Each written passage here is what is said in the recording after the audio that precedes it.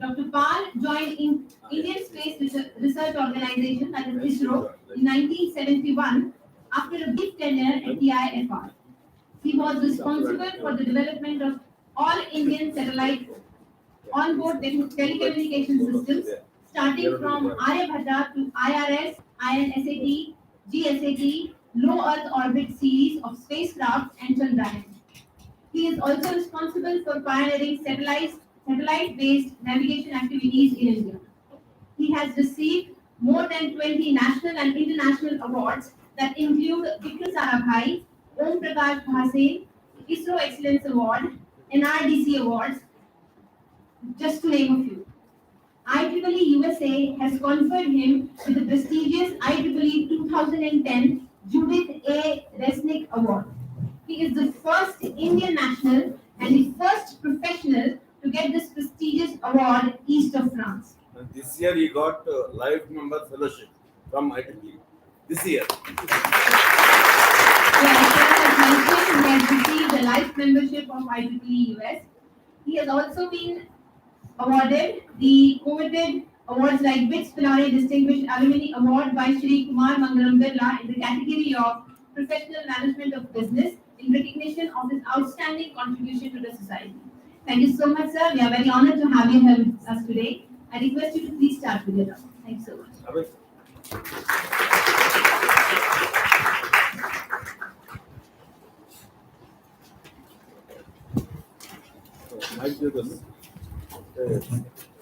Let us.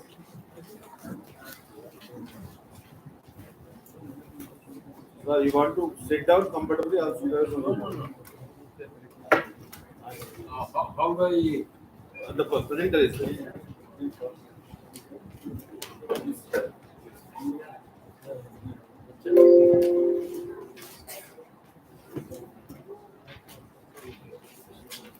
Yeah, good morning to each one of you.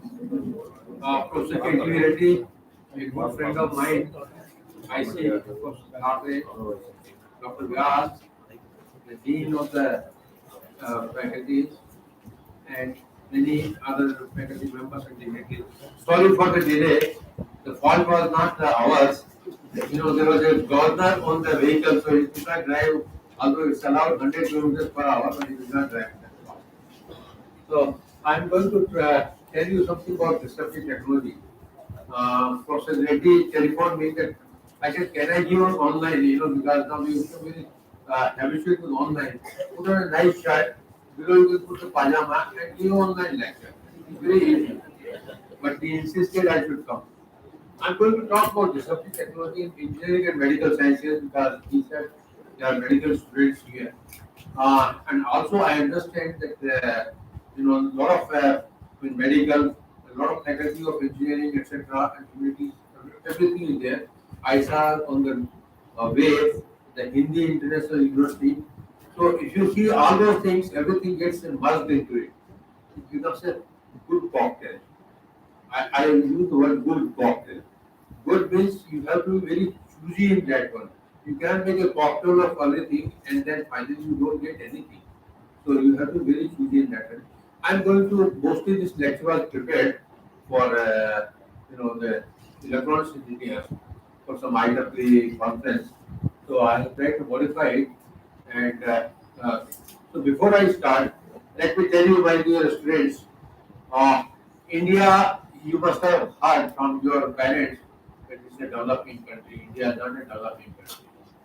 India is a developed country in many sectors. India is a rich country where poor persons stay. So be always proud of your country and you will do wonders. You can do many things here which if you go abroad you may not be able to do it. And one example is I started my career as a fresh engineer like you, and I had a chance to go abroad many times. I decided to work in India and starting from a poor, beginning of Aryabhatta satellite with nothing we had it, and today we are going to Mangalyaan, Chandrayaan, launching satellites for USA, etc. We have got a beautiful medical infrastructure here. Okay, medical tourism is there in the country, education system is very good on NEP 2020. Things should be much better. Some of our institutions are quite excellent, and persons going abroad, they do much better there. So you can do the same thing in India itself. India has a beautiful infrastructure now. Well,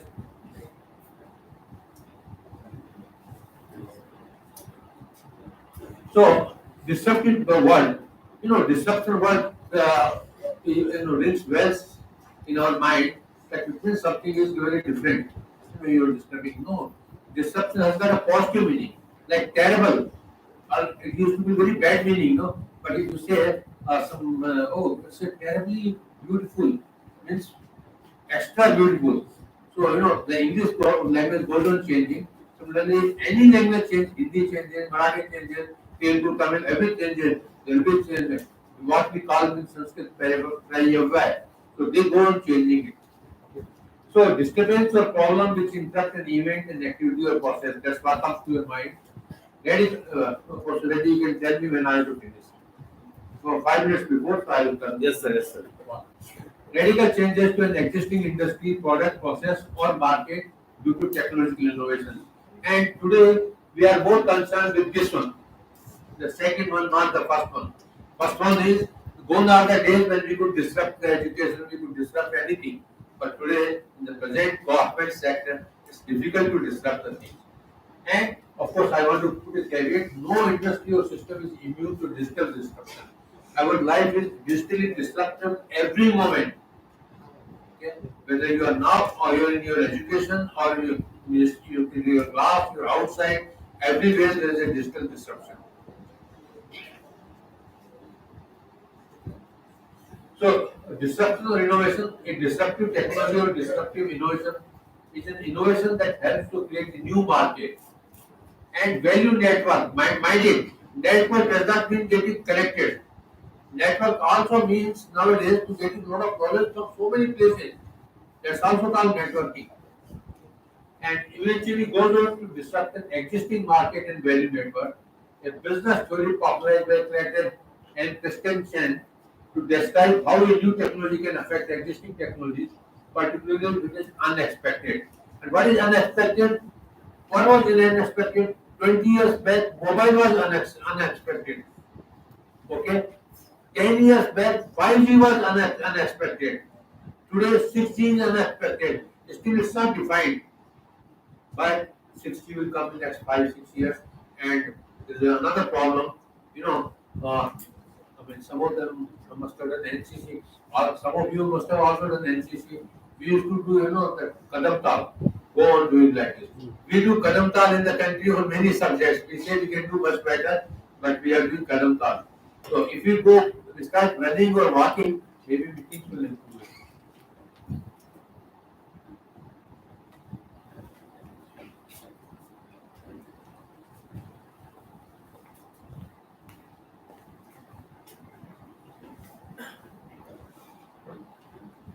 So in his 1997 best-selling book, The Innovator's Dilemma, he defined that new technology gets into two categories. One is sustaining and disruptive. Sustaining technology relies on incremental improvements, like telephone. Telephone came, we went on ringing, then the digital came, then the cordless came. Improvement was slow. But mobile, there is a fast improvement. And the mobile which you have bought today, it's obsolete. Even if you have bought today, it's obsolete by tomorrow. So that's the advancement which is taking place. So disruptive technology lacks refinement, often has performance problems because it is new, appeals to a limited audience, and may not yet have a proven practical application. And many examples I will give you. And since there are medical students, I will tell you the medical students also. STEM technology. STEM technology comes in this category. Still, it is not proven, but the day STEM technology gets proven, it will change the total medical scenario. Now, disruptive and impacting the technologies are disruptive innovations are products, services that initially aren't as good as those that historically have been used by customers in mainstream market and therefore can take root only in newer, less demanding applications amongst non-traditional customers. Now again I will give an example because for medical students, I want to talk about medical students. When I was a student, I was reading, quantum electronics. And quantum electronics was just what you about CAT scanning, NMR, etc. They were all in theoretical state. Laser was in theoretical state. And today you are using day in, day out. So that comes in this thing. Now the demand has increased considerably, but at the time persons were not thinking about that one. Now see, again you say Clayton Christensen, the founder, he described three criteria for disruptive innovations. First is technology enabler, the key piece of technology that starts it all. Business model innovations, a shift in business that enables mass reach. And what is that mass reach today? IoT is a mass reach. Okay, internet is a mass reach, and well, pandemic had a lot of negative things, but it is a positive thing that we have gone. So you can reach to anybody anywhere. The value network that mutually reinforcing market that simultaneously promotes and utilizes the technology. Now these are the curves, based on some studies. You see, most demanding customers are like our old telephone. Still, even I have got a landline in my house in spite of having mobile every day. So that's the most persons who are kept very reliable. Then sustaining innovations. Again, I gave you the example of telephone line. Least demanding customers later. That is the least demanding customers. Okay. And the disruptive technology which we started, okay, and I don't know, you must have cyclostyling was one thing, then came the xeroxing, then after xeroxing, today you are not looking, you scan it through your mobile, you don't go in for xerox also. Correct? So this is what the disruptive technology has, innovation has taken place. It goes from, it starts, and then later on it goes exponentially and takes over all the things. That's called the disruptive technology. And I'll give examples of both engineering as well as medical. So this is another one which schedule should, yes, the initial itself goes, it does not go sustaining, it goes exponential rise. Now let us go for engineers. Let's for engineer because I'm an engineer, so I put more things. So engineer, engineer means the word started in England from the person who started engine, the steam engine. The engineer came from that word. So the word engineer is derived from engine and person who starts, maintains or mainly relates a machine. But there is a word abhiyantru in Sanskrit. Okay. And in southern language, I think Telugu also is there, Kannada is there, Tamil is there, Kerala is so. And there is another word is abhyanta in engineering. So is where व्यक्ति जिसे अभियांत्रिक एक या एक से अधिक शाखाओं में प्रशिक्षण प्राप्त हो. So an engineer is a versatile person. जो व्यावसायिक रूप से अभियांत्रिकी संबंधी कार्य कर रहा हो, कभी-कभी इन्हें यंत्रवेदा भी कहा जाता है. यदि कि अभियंता एक शुद्ध हिंदी शब्द है. अभियंत्रु, which is a Sanskrit word, अभियंता has come from अभियंत्रु, derived from Sanskrit. So originally Sanskrit. लेकिन बोलचाल की भाषा में इसके स्थान पर अंग्रेजी भाषा के इंजीनियर का शब्द प्रयोग किया जाता है. एक अभियंता का मुख्य कार्य होता है समस्याओं का समाधान करना. इसके लिए उन्हें प्राय उच्च शिक्षा में पाए गए प्रशिक्षण और तकनीकों का अनुप्रयोग करना पड़ता है. अधिकतर अभियंता अभियांत्रिकी किसी शाखा में प्रशिक्षण तथा शिक्षा प्राप्त होते हैं. अभियंता वास्तुकार, लोक वास्तु संबंधी चीजें बनाने वाला विशेषज्ञ होता है.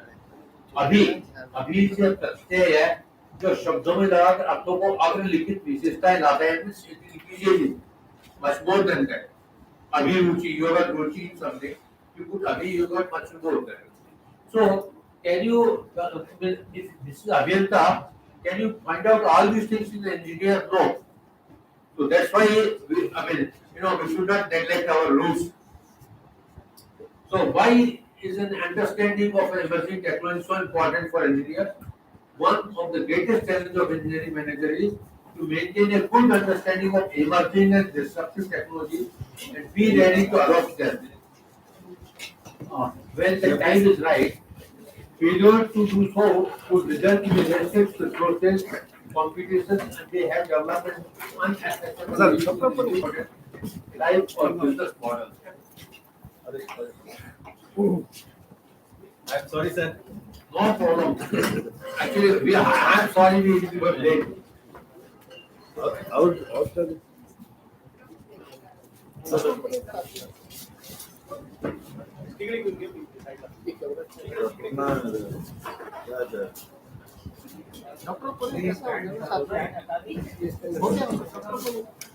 इधर डालो come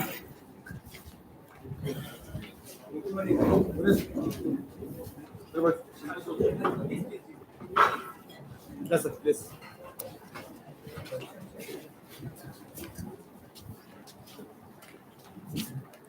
इधर आ जाओ इधर Okay, so sorry, I was late. You see, for the engineers, what I want to say is that have your core competence, but don't neglect other things. You don't say I'm a computer engineer, I only know computer. A person came to my office and destroyed my computer because in place of 110, he switched to when 220 volts was there, he switched to 110, put his whole computer got gone. He should have had a knowledge of electricity also. So the engineer should have a knowledge, basic knowledge of everything. His mind should be quite open. He should be open to many things, and then to his core competence. So that's why understanding of emerging technology is very important for an engineer. Now, if you want to become a multi-scale professional at the forefront of engineering and the emerging technology, impacting it, you should consider becoming an engineering manager. So, which maybe a module in disruptive technology will introduce you to range of modern technology areas across science and engineering. And at the NEP 2020, I'll request Professor Reddy, you should have a paper on disruptive technology. For all the persons, irrespective of their discipline, whether medical, commerce, or engineering, or even the literature. So only will give this skill and understanding of emerging technology. It will also outline how they can be effectively adopted by engineering managers. Now the five biggest technology trends are digital twins and 3D printing. That's for mechanical engineers, not only for mechanical engineers, but for everybody. Three-dimensional printing used for medical students. Your joints are three-dimensional printed nowadays. Your teeth and total implant is 3D printed. If you don't go in that technology, if you don't know those technology, if you don't know material technology, you are missing great things. So, second thing is artificial intelligence. Artificial intelligence continues to be one of the fastest growing emerging technology. You are going to GPT, correct? How many of you know about GPT? Hey, each one of you go to and find out. Only 3 students are telling. So, but go see what it is, but don't follow it. Okay? And don't take it as a tool. You take it as a tool, don't take it as a toy. So artificial intelligence continues to be one of the fastest growing emerging technologies. So you are likely aren't surprised that it is also disrupting design and engineering. Now that Industry 4 is here, and artificial intelligence is disrupting even the medical science. Now you go to the expert, he tells you you go for CT scanning, MRI, this, that, and all, and number of things. Does he know what it is going on inside? He does not know anything. But he knows how to interpret the data which has been used. That's more important for him.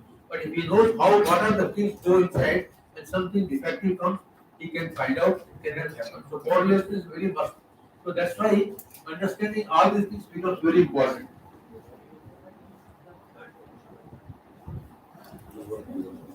Now generative design uses artificial intelligence. That's another field which we should introduce in the course in generative design. Software and computing power the cloud to create design solutions that would never have been conceived by the human mind, or at least as quickly robotics. Robots that are deployed today can do much more than this. Medical students, robotic surgery is more accurate. That, okay?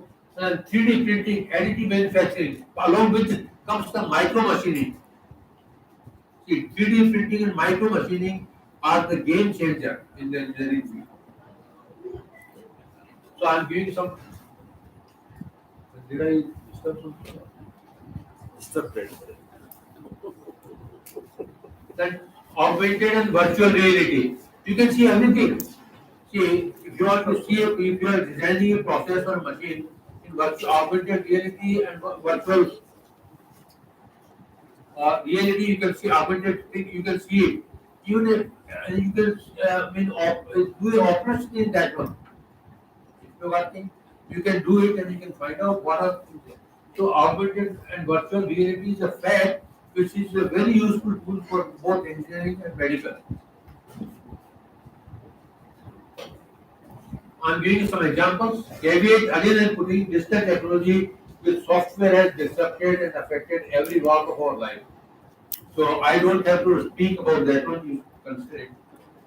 Now you see, latest example of disruptive technology, mobile telephones with virtual intelligence and capabilities of projections and displays. All of you have got mobile telephones. Okay? Some of you must be having a iPhone also. Do you know all the users of iPhone? How many of you know all the users of iPhone? At least somebody should raise one hand. So, find a smart telephone which you know all the users. It means we don't know what are the capabilities of that one. That's a disruption. So this is the one single biggest, largest important example of disruption. Engulfing PDA, communication, computer, camera, clock, navigation, health, monitoring, etc. So it has eaten away all the things. So do you need a separate navigation? Do you need a telehealth thing? All those things can be done. In pandemic, you talk to the doctor, he says take your temperature, tell the temperature, take your blood pressure, show your throat with the camera and he prescribes the medicine. That became the best example of telehealth. So you see the progress in telecommunication, we had a 1G. Luckily, something the politicians also do, good. I mean, they did not go for unlock 1G or unlock, they wait for 2G, 3G. Although the 2G, there are a lot of ghotalas also. In spite of those ghotalas, I'm not bothered for those ghotalas. They did a human service, a great service to the country by going to digital. So today we are in the 5G domain. That's because of that one only. Maybe Ghodala forget about that one. So how the progress is taken from one generation, second generation, three generation, four generation, 4G, 5G. And we are in 4G, 5G is coming up, and most of us are still in 2G. But doesn't matter. Many persons are utilizing. And 6G, nothing has been defined. We have been always telling that we are ahead, we are doing a lot of work in 5G, but we did not do any work in the country in 5G. No IIT, no ISC, no institute name anything did worthwhile for 5G. I had been telling them, please do something for 6G, because nothing has been defined. China did all the things, they put billions of dollars in that one. We could do also in 6G. So space technology, communication, remote sensing, broadcast, weather monitoring, position, navigation, timing services, mobile satellite communication, etc. They have disrupted our life. You don't have to have long telephone lines. You can talk to anybody. With myself and Dr. we are talking, and you can talk to anybody on WhatsApp. You don't have to spend money. You can have video conferencing. All those things are possible because of those things. But there is a disruption in space technology also. Elon Musk has disrupted everything. See, Starlink satellite. Elon Musk has got a reusable rocket. He's putting thousands of satellites in the orbit. And those thousands of satellites, he has proved that you can do the navigation in that one, you can find out your position, you can find out your timing, you can do communication, you can do IoT, and all those things he has proved in Ukraine war, where the GPS was not working, LONAS was not working, communication things were not good, communication satellites were not working, but Elon Musk Starlink were working. So even the conventional things have been changed by Starlink by putting thousands of satellites in low Earth orbit. And what satellite? They use commercial components. It's a production item. Go launching it. Something fails, it's all right. I'll replace another one. Launch, launch on demand. Those are the things. So 4G, 5G, 6G on the horizon. Communication are the few examples of disruptive technology. Telehealth is disruptive technology because it appears to threaten traditional healthcare and has the potential to transport the industry by reducing costs, by increasing quality, patient satisfaction. It became quite popular during pandemic. Remote control robotic surgery is another example of disruption. And of course, that what on negative disruption is internet has disrupted, Google has disrupted the medical technologies.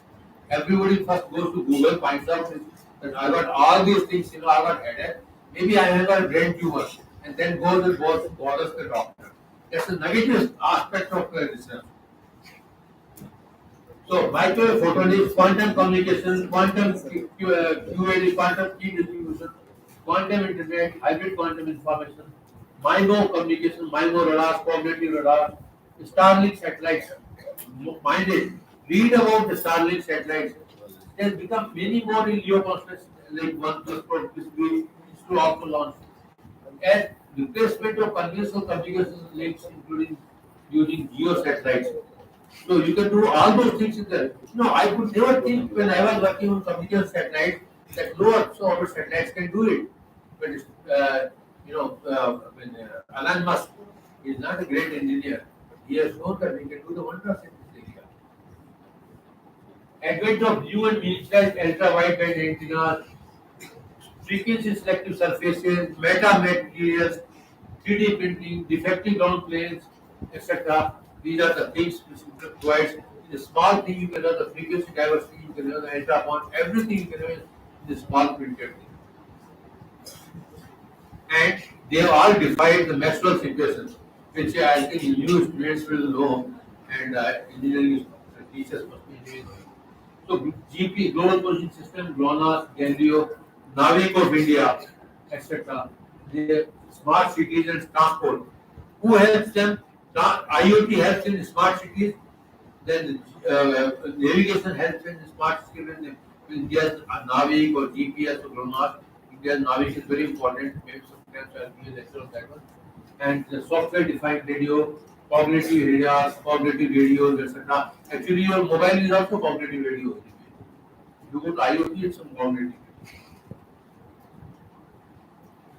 So I'm going to discuss in RF test equipment.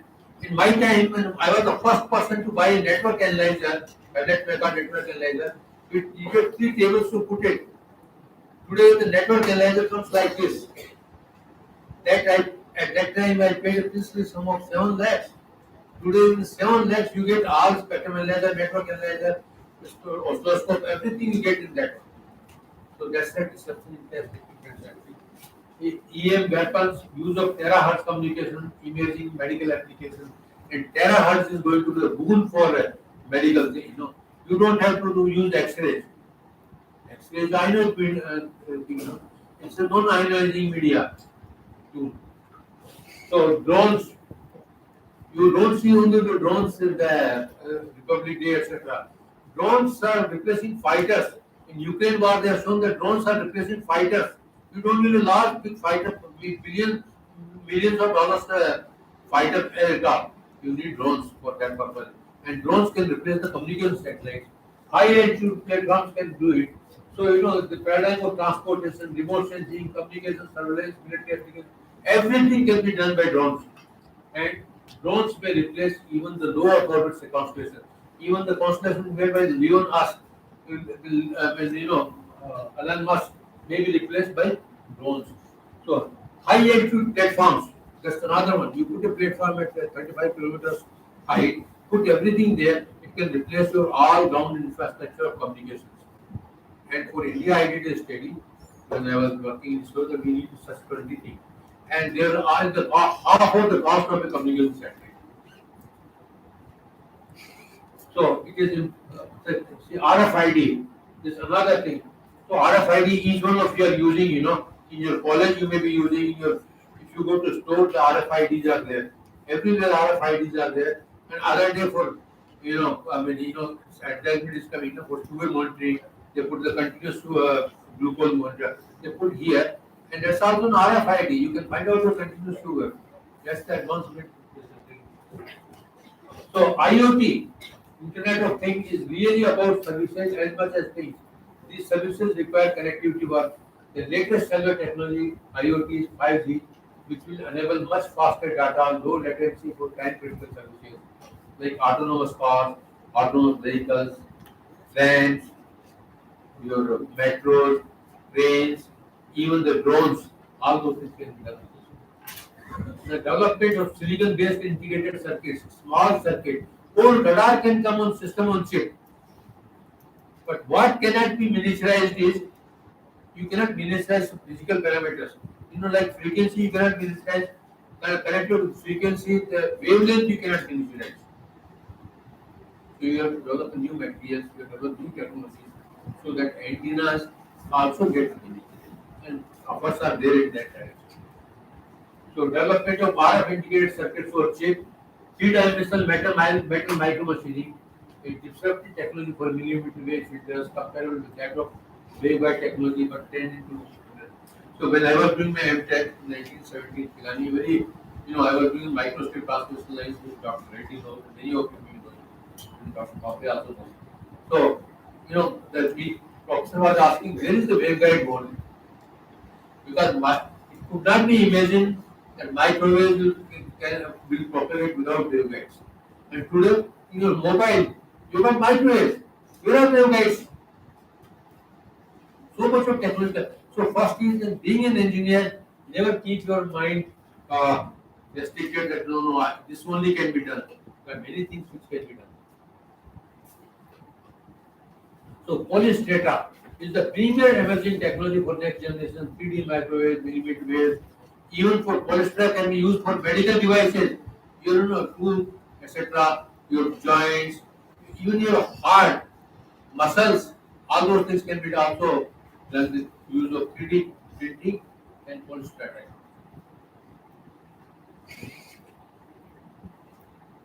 Intercom technology, RF disruption, IP development, drive evolution of back of home commons. Instead of dealing with multiple lines, in this that line, you can have one line from your computer and play this way. And sit somewhere else in your drawing room and do from there. That's all. That's what you need it. And that's being done now. It's not that this will happen, this is happening. Microwave signal routing that is by air directed micro coaxial based lines. You don't have to go to other fields.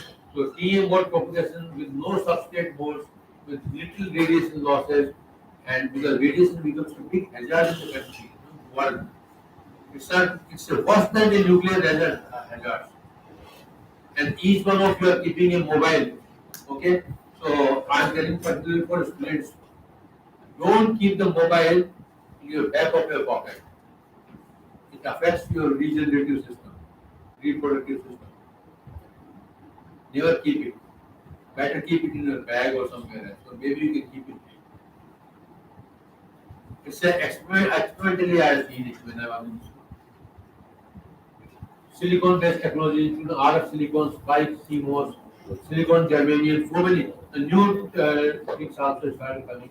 Artificial intelligence applications are numerous that are prominent, including image distribution, classification, segmentation, etc. One highly attractive application of digital learning, machine language, etc. is that you can do anything, whatsoever you wish, sitting in your room. Use of artificial intelligence for adaptive and deconfigurable antenna becomes very important. You are prepared for IEEE things. So, knowledge of latest RF passive devices, compose systems, etc. should be known.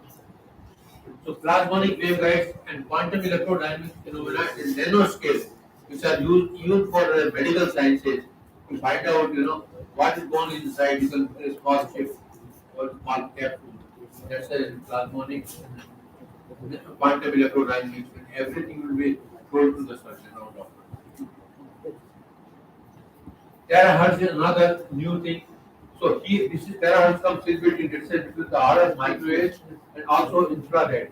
And this terahertz imaging, terahertz communication, terahertz when you use for material science is a great thing.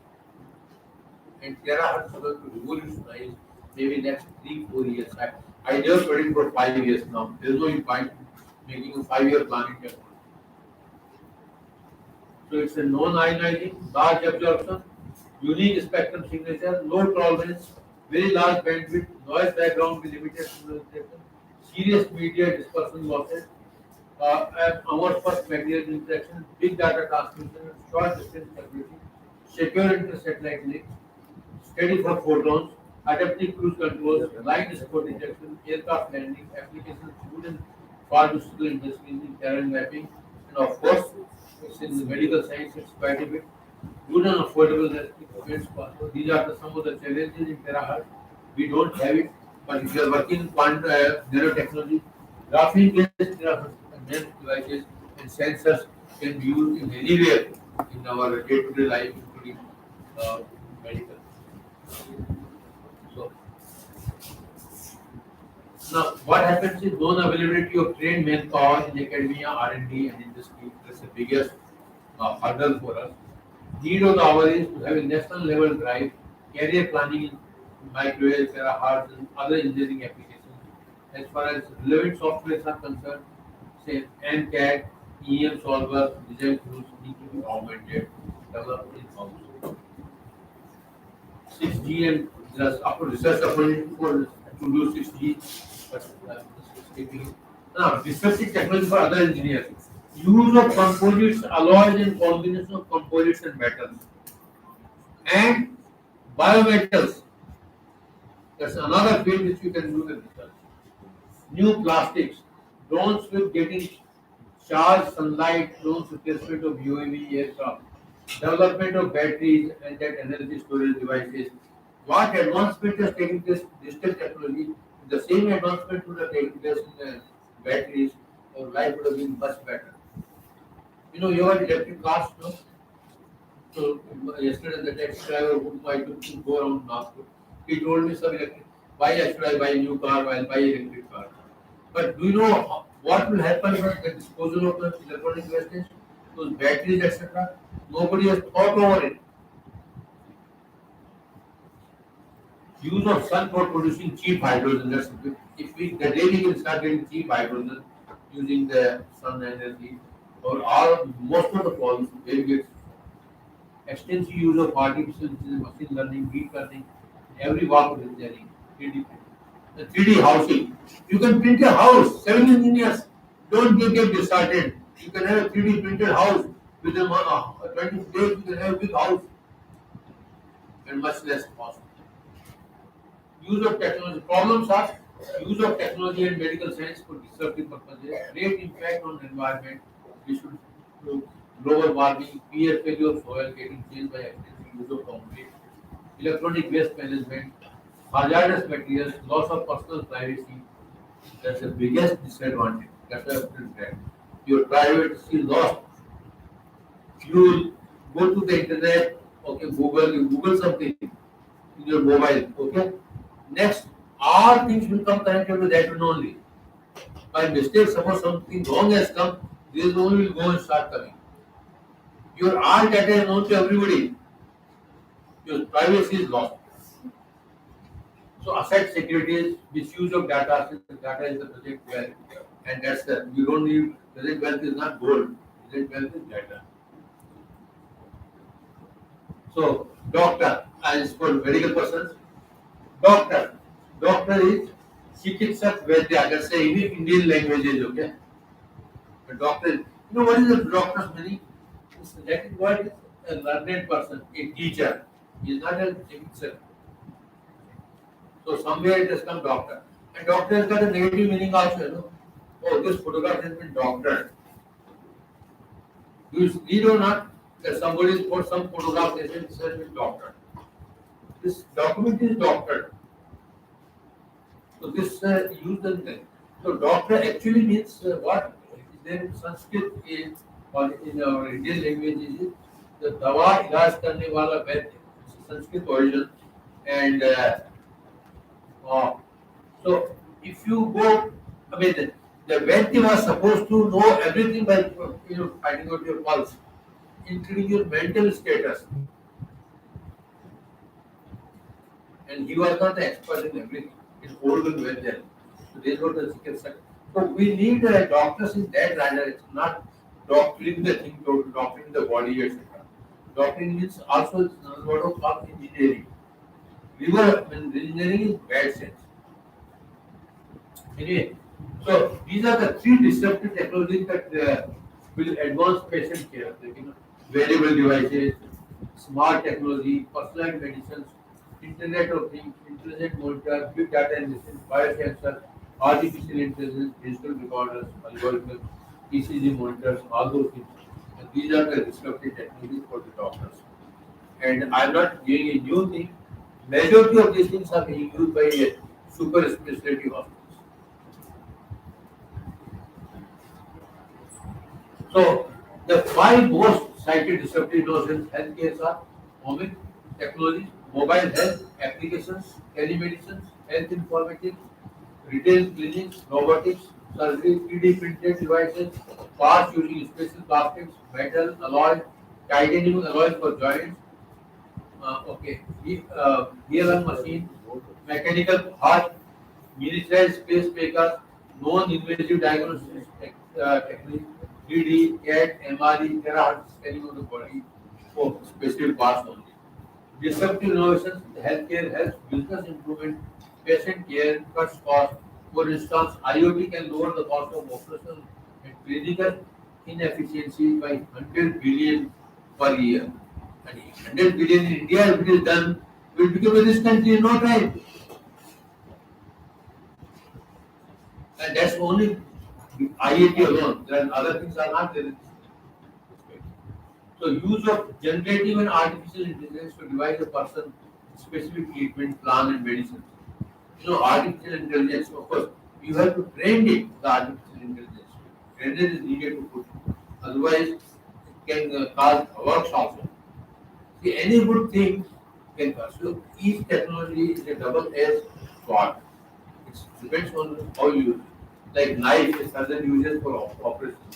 A dentist uses for killing.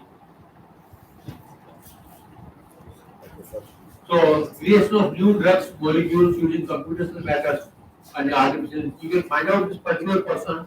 These are the parameters. This is what his history. This is the molecule he needs. In here, you will aspirate for everything. Okay, you can find out what can be done for them. Advent of STEM technology and genetic disruptions and modifications. So NEP 2020 this is my last slide. 2020 it's important. In fact, we implemented. Though it provides lots of flexibility, I mean, I Bangalore, I go there. Sir, we have implemented NEP 2020. How many of you have gone through the NEP 2020 documents? I straightly asked. Sir, my faculty has gone through. I was asking for vice chancellor. My faculty has gone through it. So I asked him, Professor, it's not that large a document. You can also go through it. Find out. Under the name of NEP 2020, don't spoil the life of the students. I mean, there are negative and positive aspects of it, but let us look into the positive aspects of that. See, though it provides lots of flexibility, but in my opinion, it's a double-edged sword. If not implemented properly with good teachers, it can cause a disaster to our education system and the future of the students. What I am trying to say, you can teach many things, but make them more strong. If electrical engineers should know electrical engineering first, then know artificial intelligence, computers, and material science, etc. You give him audit, but make out of the first semester 4 or 5 courses you are making, at least 3 courses should be in 14. Then you are into the economics. It should not happen that somebody takes admission in for BA economics, comes out with BA electrical. It looks very nice, but that electrical engineer will do what the other person did, computer engineer did to my computer. Integrity of the institution and teachers is of prime importance. Because there are so many universities are there. So this becomes very important. If this is not good, then we are really playing with the students. It's for the teacher. I also come in your category for some short period, not long period. have a strong base in basics. Don't overlook them. Maths, physics, and chemistry base needs to be strong. Don't throw away your 11th and 12th books, be it medical, biological sciences, or physics, chemistry, mathematics. Don't throw them. Keep them like Gita, Bible, or Quran, whatever you follow. Keep them with you. I still keep my 10th standard books. Okay? And an engineer can become anything, but vice versa is difficult. An engineer can become also a doctor. That's why I'm not biased for engineers, I can prove it so. Artificial intelligence, various softwares are tools. Mind it, what I am putting, tools. Don't blindly follow them. This deep learning, machine language are the tools and must even for medical, they are must for use for medical field. So for medical, I suggest that please have one class for at least for the software, artificial intelligence, learning, etc. They should know how to interpret the data.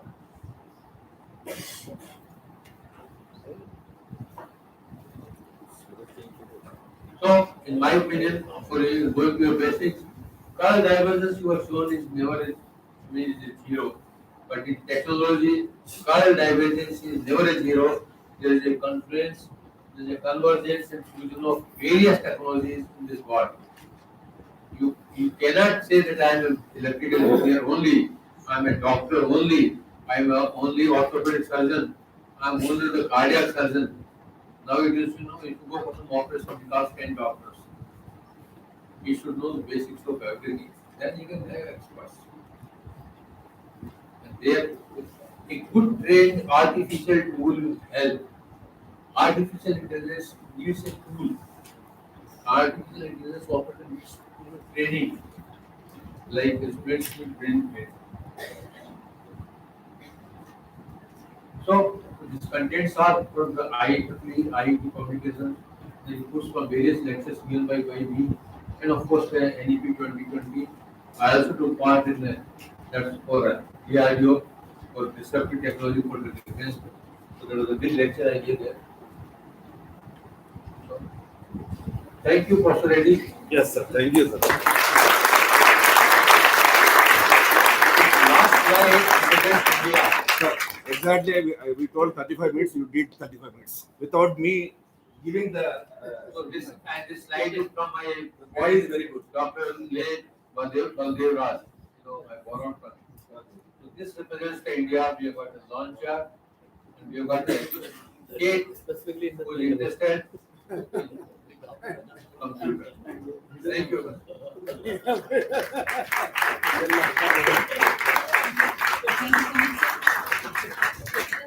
Thank you so much for your wonderful precious words. We are grateful to you and thankful to you. And I request Dr. Reddy sir to felicitate Dr. Pal. This is when you are coming to 7 o'clock.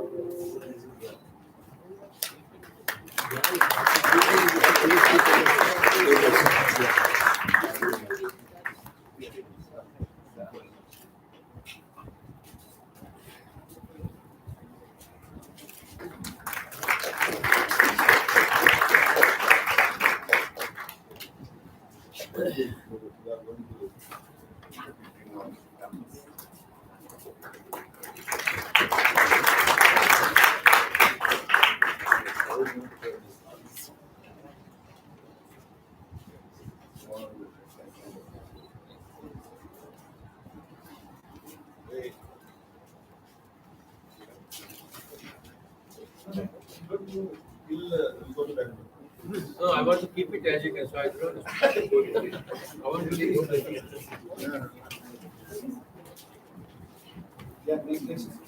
So I request other two speakers before the tea break, take 25 minutes each, so that tea break will be close to what we gave.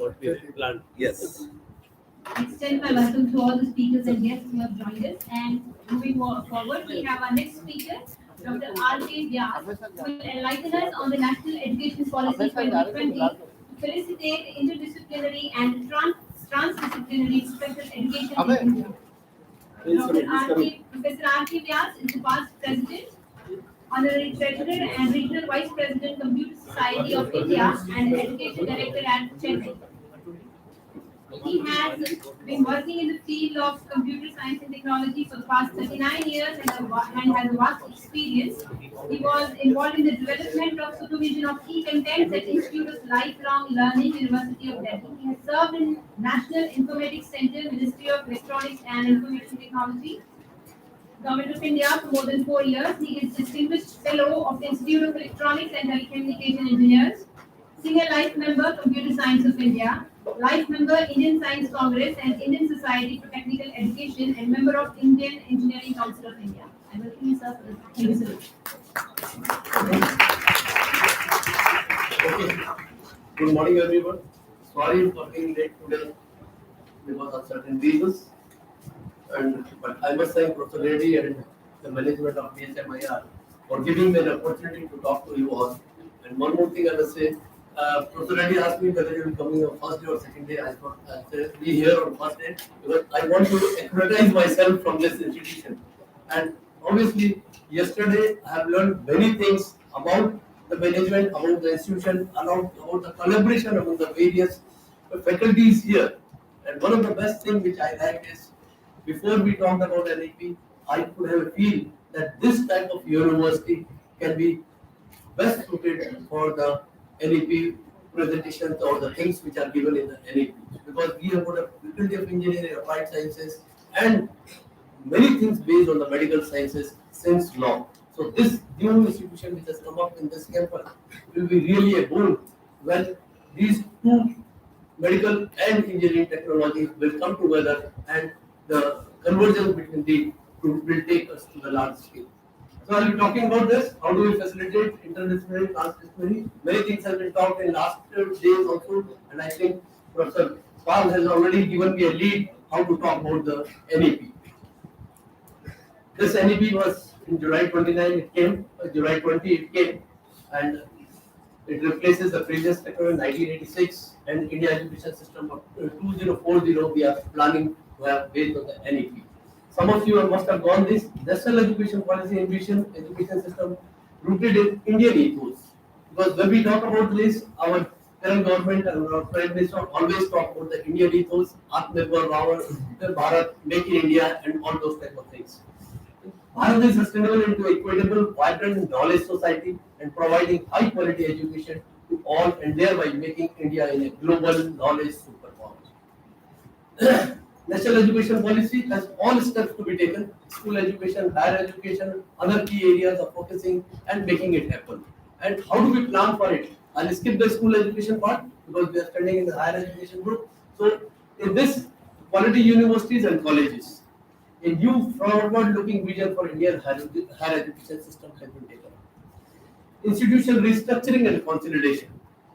Till recently, we used to have parallel institutions. इधर management भी इधर खड़ा हुआ है parallelly, engineering इधर है, medical इधर है, but we are not talking to each other. Besides, we were working under the same management. Still, we cannot transfer the things or the knowledge from one place, one school to another school because of the stringent rule of AICT and other medical council and many more things. Towards more holistic and multidisciplinary education, optimal learning environment and support for the student. Motivated, energy and capable faculties. Obviously, we had to talk about the faculties whenever we talk about anything. Equity, inclusion of higher education, foreign investment, Indian investment, and many more things that we talked about. Teachers' education, we talk about much. Reimagining vocational education. Without vocational education, obviously, all those theoretical things we cannot work much. Catalyzing quality academic research in all fields through a new National Research Foundation. Yesterday, in some of the talks, we have been doing a lot of education, research papers, and all those publishing in various journals. But what is that quality we are producing, and whether it is being used by the industry or not, that has to be categorized. Transforming regulatory system for higher education and effective governance and leadership of higher education institution. That is the key aspect of the higher education. We have professional education, we have adult education and lifelong education, promotion of Indian languages and art and culture that has already been taken care. technology use and integration is one of the key areas. Online digital education ensuring equitable use of technology, and that some of the aspects we have already seen in past 2 years. Strengthening of Central Advisory Board of Education, that is also a key part. Financing, affordability and quality education for all. That financing is one of the major issues which comes up not only with the private institution but also with the state government institution and central government institution, and we are really lacking in that. How do we do? How do we work on that is with them. And final stage is the implementation of all these aspects. Recognizing fundamental principle is recognizing, identifying, and fostering the unique capability of each student.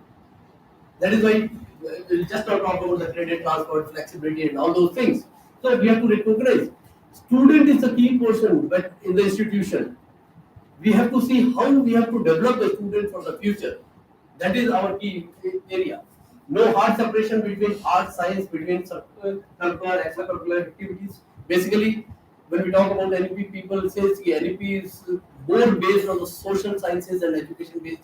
We talk less about engineering and other areas, because medical and law areas are the two areas where the governance is different. Medical Council of India and now Bar Association of India. So we are talking with them how to improve and how to converge with that. That work is also going on. Multidisciplinary and holistic education, emphasis on conceptual understanding, creativity and critical thinking. That is the key part of the NEP. Promoting multilingualism and power of language in teaching and learning. I'll talk about what we are doing in this aspect just now. Life skills, communication, cooperation, and teamwork is a resilience for in the NEP principles. Higher education, quality higher education. We have a lot of higher education institutes, and we have seen a lot of closures of higher education institutes in past 5 years due to various factors. Most from knowledge creation and innovation, purpose of quality higher education, creation of greater opportunity, individual employment is a purpose. Re-engineering of higher education through multidisciplinary universities, college, undereducation faculty, undergraduate education, faculty of institution, autonomy is also one of the factors which has been talked in NEP. Type 3. We have got 3 types of higher education institutes here: research universities, teaching universities, and autonomous colleges. So research universities, obviously, we have to have certain category of the students or certain category of the faculty members who are basically interested in doing the research and putting some good things in the country. Then the teaching universities and this multidisciplinary education research university, MERS, model public university for holistic and education at par with IITs and IIMs. Because always whenever we have a new college or a things management college, we just compare, oh, IIT में तो ये होता है, IIM में तो ये होता है. Now that all holistic approach has to be involved. We always don't have the benchmark of IITs or IIMs in our own institutions. That has to be taken. Then one of the best features is that if you are engaged in a degree program, you have to pass it, then only you will get some certification. But now that barrier has been taken off. In social sciences, it has already been done. UGC has already notified that. AICT is also planning to do it. How do we do it? Because we have diploma, then we have DGR, then we have polytechnics, etc.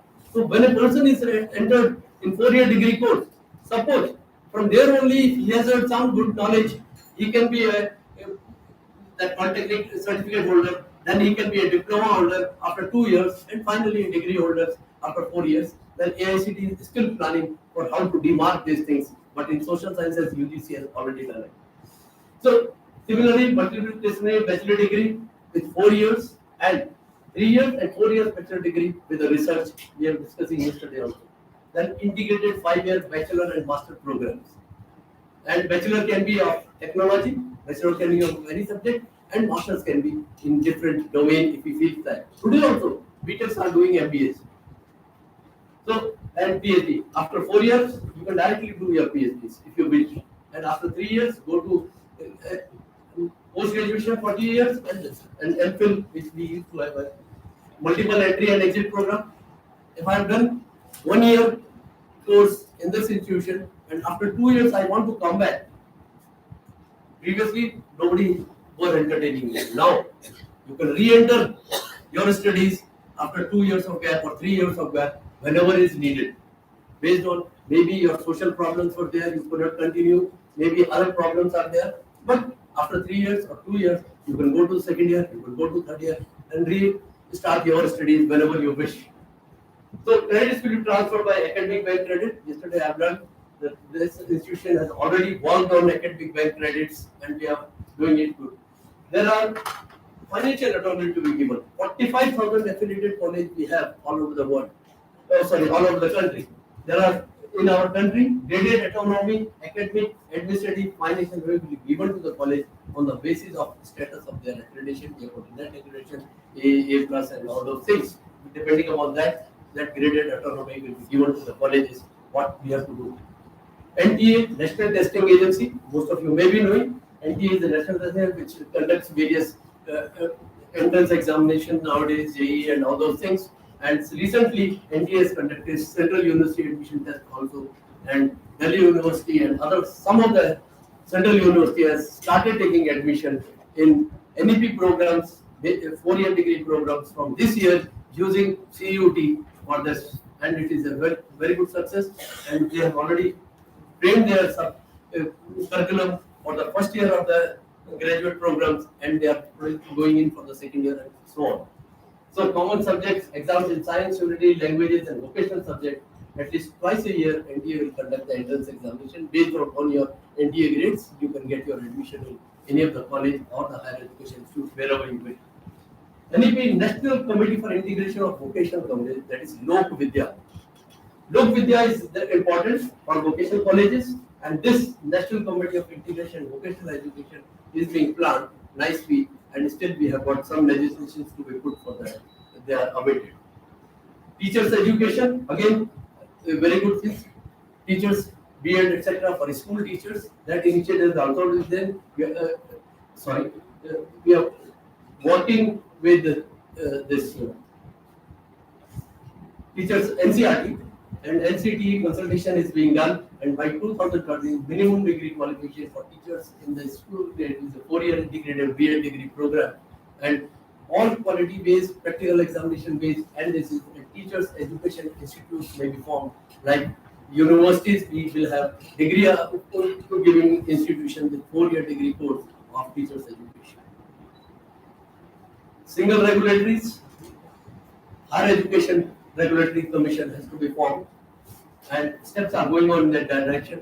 Then we'll have National Higher Education Regulatory Council, NHRC for regulations. HESC will be created, and these 4 independent verticals will be there for the HESC. General Education Council, Higher Education Grant Council in NAC, which we already have. So they have got certain areas.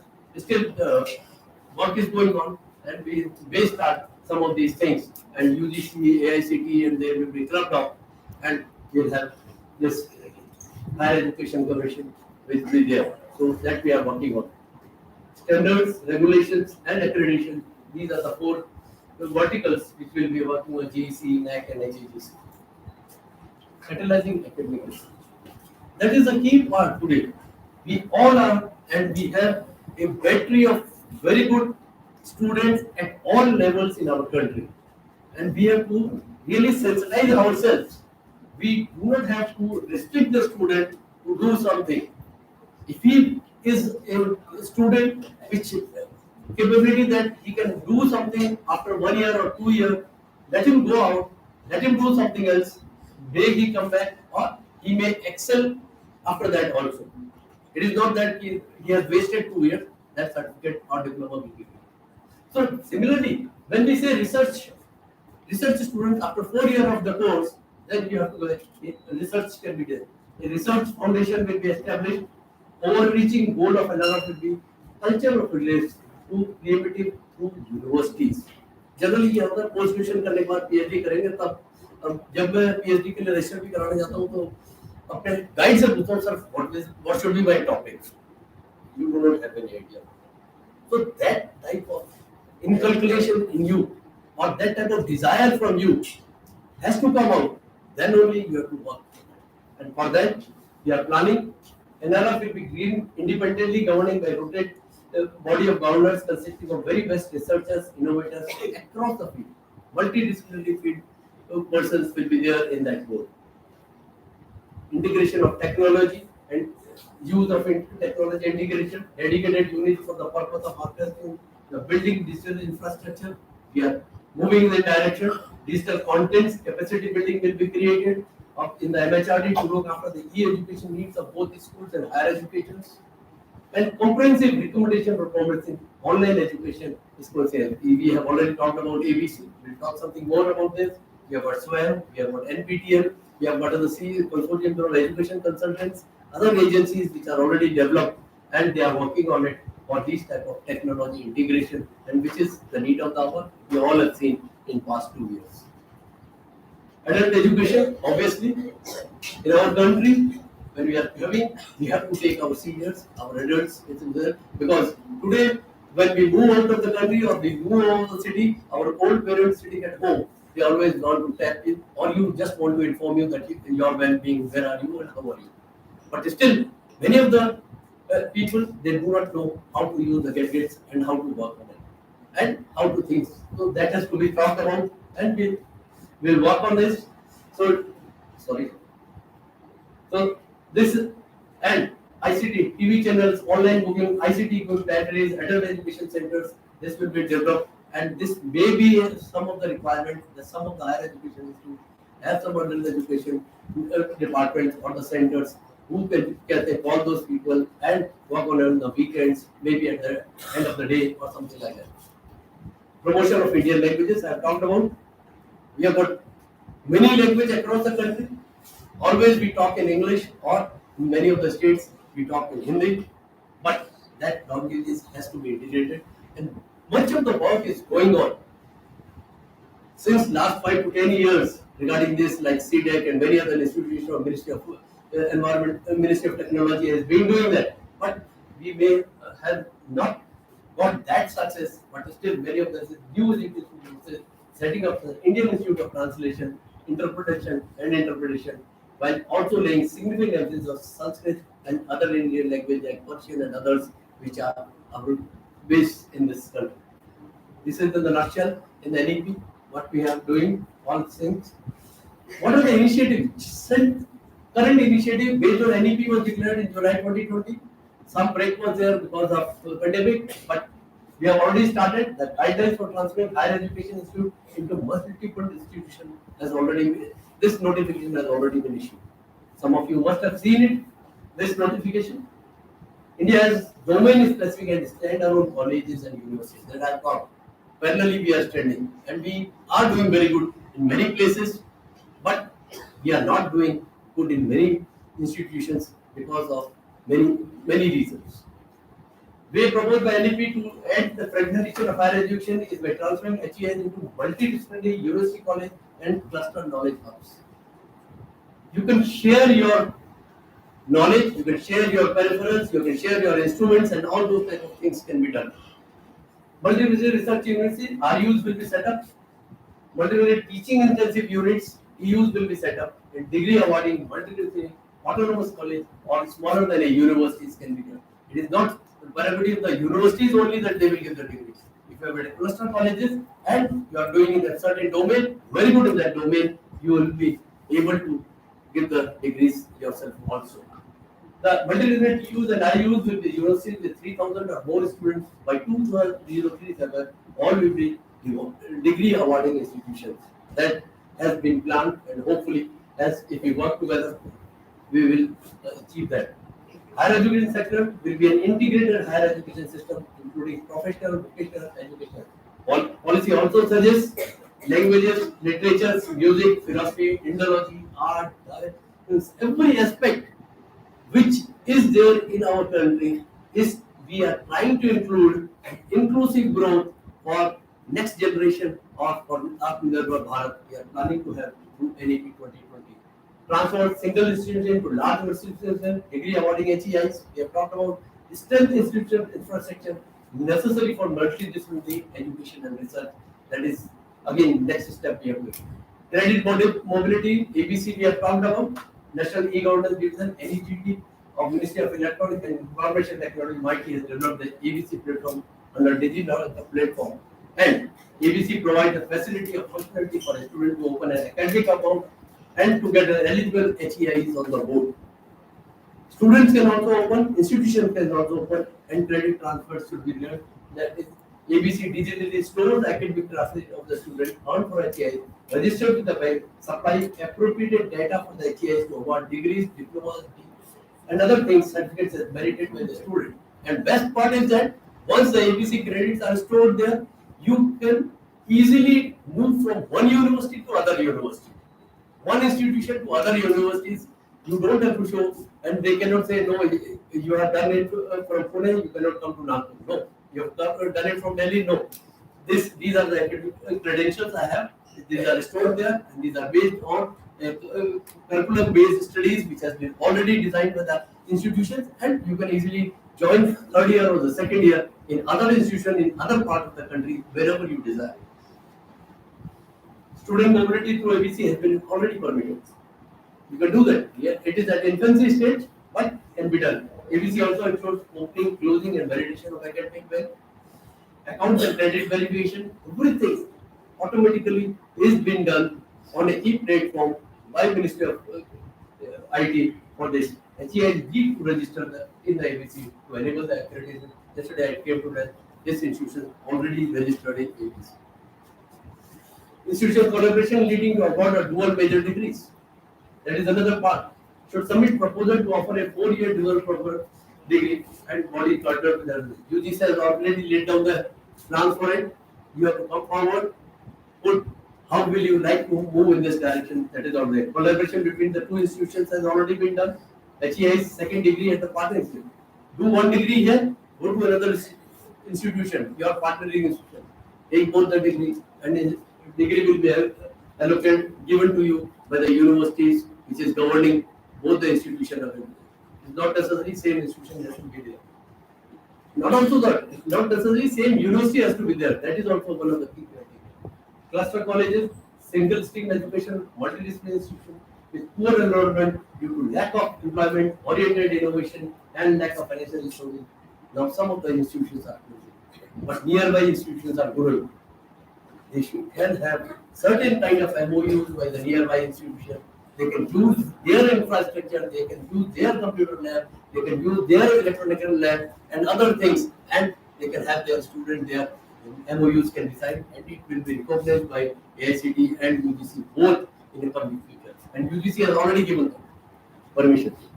All central universities have given a blanket provision that one central university institution can use the all technical things, all the instruments, etc., from other technical institutions, and that can be then MOU between the two institutions is more than sufficient for that.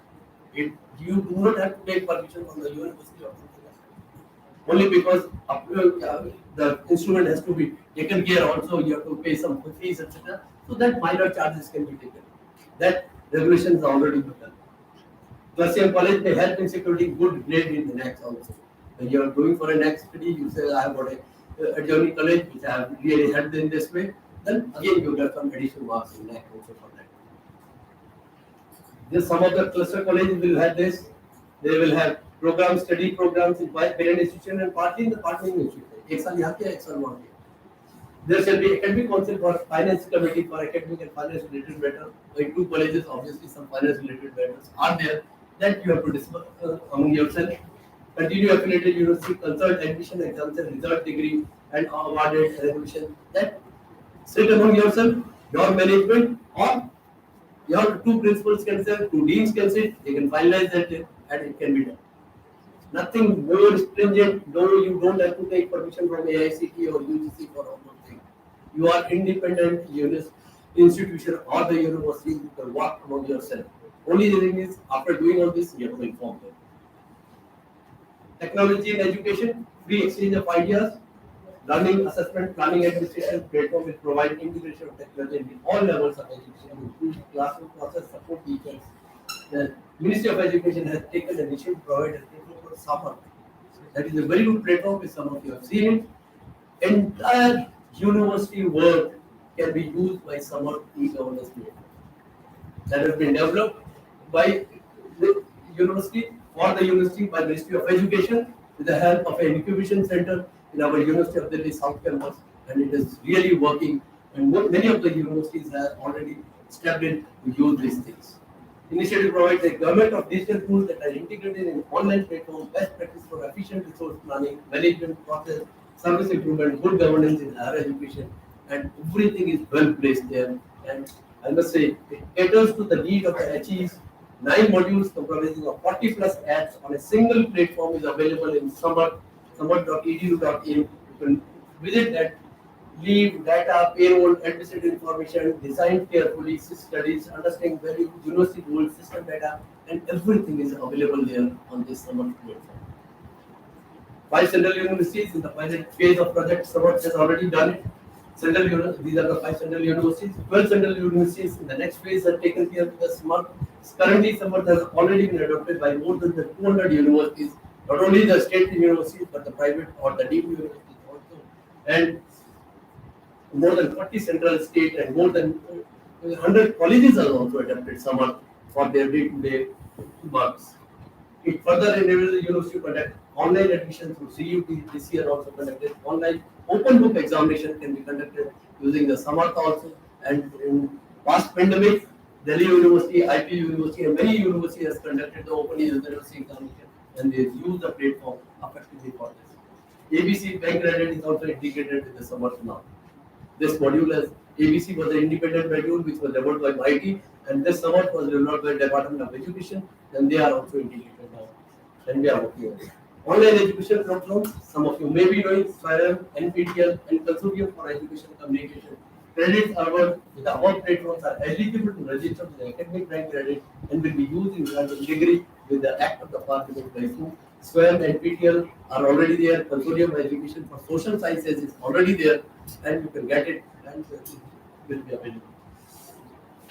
Foreign universities. One of the key points is that in the latest Pravasi Divas, which was conducted in Indore, Pravasi Divas Award, it was concluded that whatever foreign exchange we are earning through our best of the software engineers and the best of the doctors in all over the country, whenever you talk about the medicine, Indian doctors are the best doctors.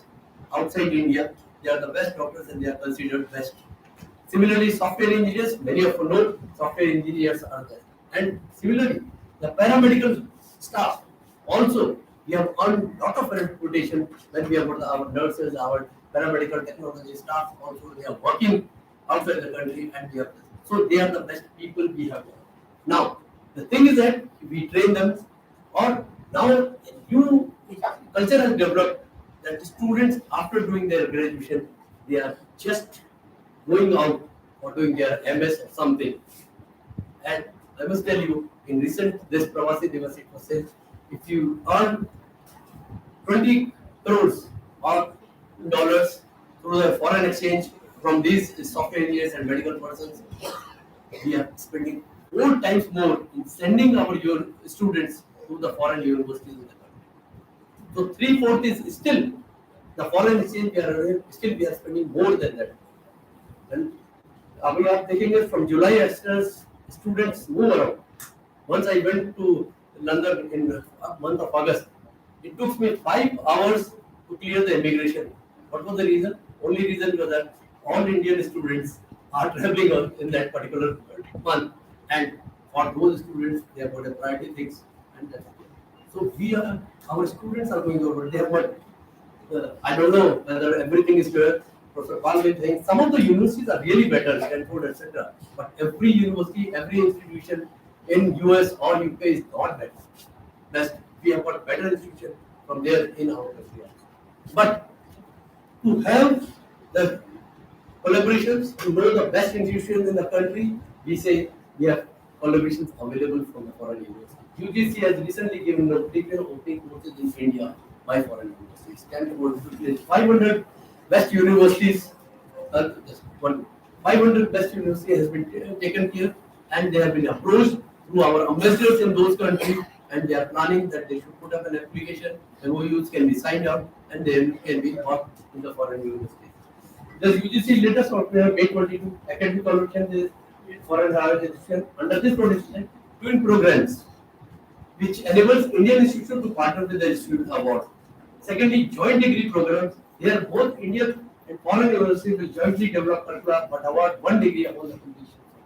And dual degree program, we jointly programs with the foreign university, like the dual degree programs in our own university, we can have a foreign. ITs can also be starting the operation of India International Institute of Technologies as per Ministry of Education. So this foreign university collaboration and with the above initiative, NEP 2020 will be boom for interdisciplinary professional education in India, and that is our goal. And I must tell you, for the education that like this, where we have got a lot of collaboration with the medical science, etc., still we have some limitation with Medical Council of India and Law Council of India. So they are not keeping hand in hand with the engineering or AICT or other social sciences. But soon there will be a committee developed with both this, and they will be allowing academic bank credit transferred to the medical degrees also from the engineering college and vice versa. And that will be coming up. And I think in next 5 years, for 2 to 3 years, we are planning, and that will be available very soon. With these words, I thank you all. If there is any question, thank you. There may be many questions, but at this moment we are stopping questions. Maybe during validatory, the guest are sitting on the desk. That time we can ask his case. He has specific questions. Thank you. So thank you. Thank you all. Thank you, sir. Thank you so much, I sir, must for thank the Dr. Reddy and information. other. I request Reddy sir to please felicitate Dr. Rajesh.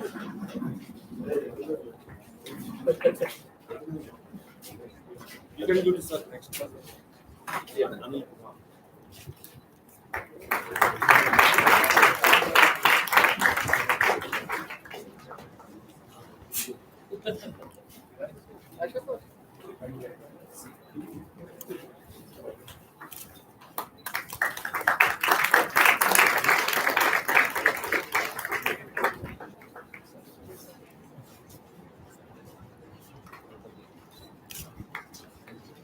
Thank you so much, sir. The next speaker for thank you.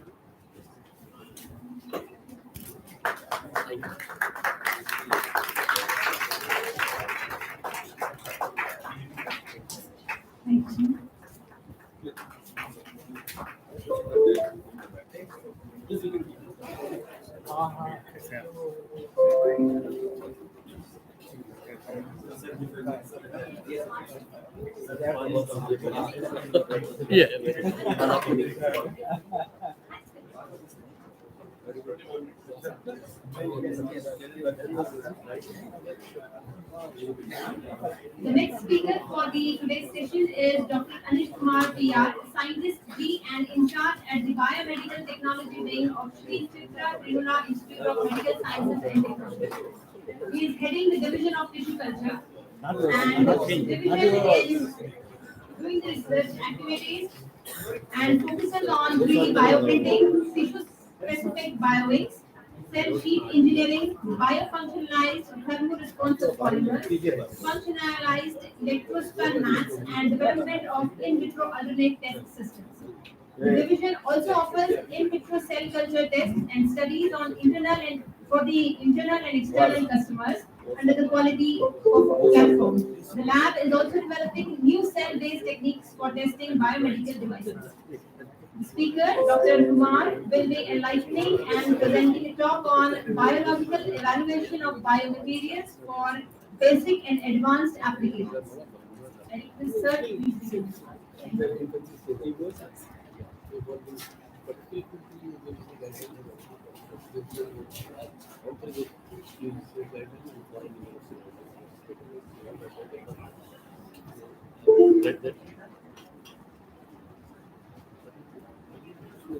Good morning, all. I am Ali Kumar from Sri Chitra Institute for Medical Sciences and Technology, Institute of National Importance, autonomous institute under the government of India, Department of Science and Technology.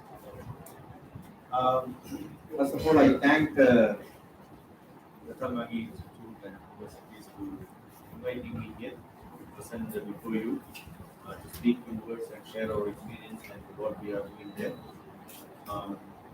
that signal not because I have 25 minutes and I have 50 slides, so I have to rush through that. So actually, I prepared for 15 minutes. Then I saw my schedule is 30 minutes. I cut short. Again, it was.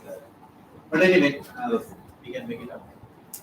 So today I will be talking on a general topic, biological evaluation of biomaterials. So biomaterials, I think I don't know how much the crowd, but the materials that we put inside our body or keep in contact with our body, you know, the catheters, electrodes, put inside.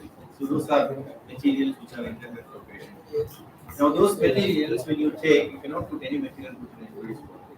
It has to go through certain tests, certain evaluations, and a sequence of manner. So our institute is accredited to do such kind of tests. So only institute in India accredited by COFRAC, which is a French accreditation agency, so that our reports are accepted by any regulatory agencies, including CDSC or FDA. So biomaterials, I just rush through that because you can also find out those things in internet. So biomaterials, as I said, these are materials which are used for chemical applications, which could be polymer, ceramic, metal, composites and coatings. Then material which is derived from biological sources, then synthesized nanomaterials and structures. Generally, these are very common, polymeric biomaterials, bioceramics, metallics. So this picture shows, I mean, I intended to describe that, but because of time, I'm skipping this slide. So these are materials which can come as single component or multiple components. For example, the heart valve which you see on the top contains Higgs metal, which is a material which is accepted by the body, and then a tilting disc which is polymer in nature, and a sewing ring so that it has to be switched to the heart. So it contains another material. So each material has to be tested separately, and it should work commonly to perform one single function of the heart. So something like that. So there are single material or combination of materials. So what are the scope of getting into a field like biomaterials? There is a lot of innovation possible. 83% of medical devices are now imported in India. So we have to generate, our own knowledge, our own facilities, our own test systems, so that we can make all these things. For example, if you go to hospital and if you see somebody is getting an infusion, they put a tape there, right, on the cannula. That is 3M tape, which is used. So we have to develop new technologies, new materials. So that is the intention. There are a lot of innovation possible, and very limited group working. So if you can generate, you can lead those fields. And how once you do some research, it has to be translated. So what are the possibility of getting translated? The biomaterial development and translate, develop material and translate. Then we can evaluate like us. We can offer the test systems. Anybody cannot just test and give. I have tested this. Your test facility should have certain criteria. Then what type of test? Safety and efficacy, which should be tested with physical chemical, then in vitro, like with cells, and then in animals, small animals, large animals, multi-species, all those kind of things.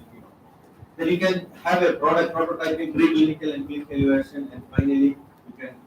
And our institute can do all these things in one single campus. So we have 3 wings: Sri INTERDISCIPLINARY Institute of Medical Science and Technology. One is biomedical technology is one of that wing. We have a tertiary care hospital where neuro and cardio special care is there. Very big institute in the country. And then this is a palace which is in our campus, donated by the royal family. Oh yeah, Sri Chitra Tirunal is the name of the king that ruled there. So Balarama. So institute has that. So this is a new building, which MSc block we called MS Vietnam block, engineering block, where medical devices are developed. So we have so much of departments and divisions in this small campus. 4 departments and then different divisions. Each are of specialties. I will say that the biomaterial science, as I said, there are different kinds of materials that you can. So each lab is specialized in different kinds of material. For example, bioceramics, biophotonic imaging, biosurface technology, dental products. For example, any material which is to say for stainless steel, which is an inert but a good material to be put inside the body. It is the surface of the material that determines whether it is safe for the body or not. So a department is there which look at this surface study alone. And then applied biology, next 10 divisions, which contains experimental pathology. So I would say like this. So when a material, I design a material, I want to make a material which is a catheter. So I make the polymer and then I give it to cytotoxicity testing lab, tissue culture lab. And then we test the cell with the material and see whether the cells are viable. Then this will go to thrombosis research, where they will check the material with blood. Then the material will go to small animal implantation. Then it will go to large animal implantation. Every tissue will come to the experimental pathology to evaluate whether it is good or not. So it is a chain of departments working together. And we have engineering block because I am basically a biologist, MSc in science. But most of the things which I do is engineering background. So either I have to learn or I have to have an expert in my team. So we have engineering group also as faculties, very diverse fields like artificial intelligence, SR devices, instrumentation of medical instruments, and precision fabrication principles. These are has to be very precisely. How many of you know that Sri Chitra developed the first hardware in India? How was that? Thanks. 150,000 meeting in England. So, and the first blood bag technology transferred to the country, 53 million bag per year, imported to many more than 70 countries. So these are the capabilities of the institute, and we have a technical technology and quality management system because we are accredited lab, so we have to keep a quality system. Okay, so biomaterials, as we say, we can classify into various generations. First generation, inert material, stainless steel. We put it there, it supports the mold, so proper mold, that's it, it supports. Second generation, bioactivity, mold fillings. It promotes growth formation from the material as well as it induce and conduct bone formation. It responds to body. Third generation, regenerative. Instead of curing a wound or heal a wound, it regenerates the tissues. So these are the various growth that we are at this phase, the third generation. So it is not one single man's or single discipline's experience. It is of different disciplines which are coming. So to develop a biomaterial, you should have quality and reliability in that product. So there is a process validation, and what with the equipment you test for those materials. So equipment validation should be there, and biocompatibility evaluation. And we should follow international standards, and we should adopt quality management system. Without that, we cannot just translate that product into clinics. So what is biocompatibility? I would recommend to use this. This. It's the ability of a material to perform a desired function with respect to a medical therapy. Okay? It should not give any systemic response, systemic effect in the beneficiary, that means the host, and it should generate an appropriate cellular and tissue level response. Okay? So that is what it is. So we have different levels of units, so different tests has to be done with the same material. So what are the responses that you put a material inside the body? The blood may respond to it. Blood might clot or might not clot. should be studies on thrombosis, hemolysis, then your body will reject that material. Right? So inflammations, and if the material is not sterile, get infections. So it should be studied. We have a microbiology department specifically on study the microbial or microbiological aspect of implants. And it should not induce carcinogenesis, it should not create any allergic reaction, and it should not create any systemic effects. Suppose you implant here, it should not create some problem with the infection or no systemic effects. So I'm not describing that now. So how can you test that? On what basis you test? I have a material. So the best guideline is 10993 standard. It's an international standard, ISO. So we follow this. 17025 standard we follow to implement a quality system, and each lab will take care of different related standard for testing that particular. So if you check the ISO 10993 part 1, the standard says how to choose your test. So it is easy if you refer to that standard. And then to test the biocompatibility, there are various levels.